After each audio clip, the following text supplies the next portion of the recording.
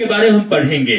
आज जैसे आपने राष्ट्रमाता सावित्री बाई के बारे में पढ़ा, उनका जन्म कब हुआ, मृत्यु कब हुआ, शादी कब हुआ, शादी कैसे हुआ, किनके साथ हुआ, उन्होंने दलित शोषित वंचित समाज की बेटियों के लिए क्या काम किया, क्या स्कूल खोला, तमाम चीजें तो आपके जेहन में आया।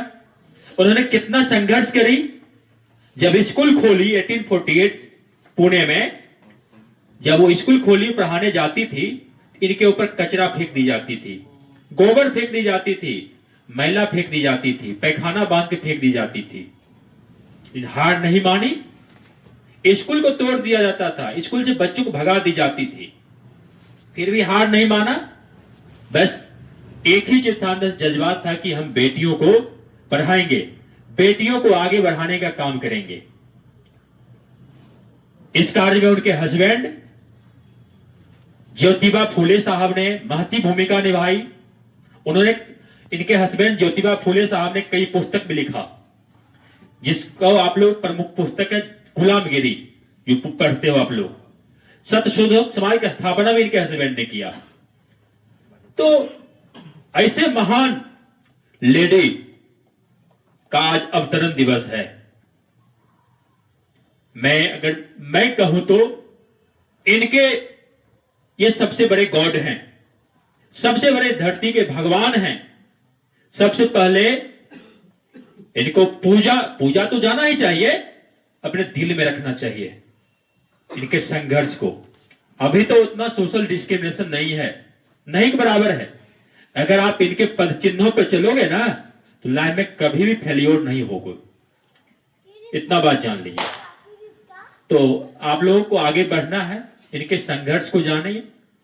और हर जो महान व्यक्ति होते हैं वो कैसे महान बनते हैं, उनका त्याग होता है, सेक्रीफाइस होता है, वो बहुत बड़ा चीज होता है, उसके बाद महान बनते हैं। तो एक मैं घटना बता रहा हूं इनके बारे में। जब ये फर्स्ट टाइम स्कूल गई थी, उस टाइम में तो लड़कियों को पढ़ने कोई अधिकार नहीं था। ये लड़का के बेस में स्कूल चली जाती हैं और टीचर पूछते सवाल करते हैं, कोई बच्चे सवाल का रिप्लाई नहीं देते हैं, और ये बच्ची खड़ी होकर आंसर देती हैं।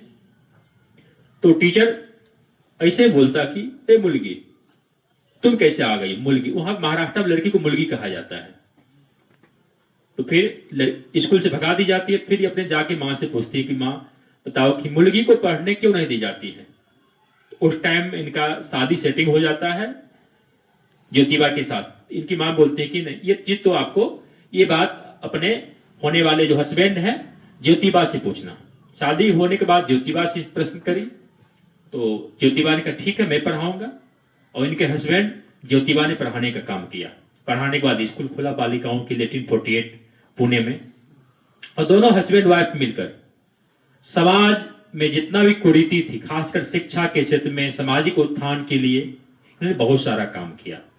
आज महाराष्ट्र में बहुत बड़े बड़े कार्यक्रम होते हैं, महाराष्ट्र इनको देश भर में होते हैं।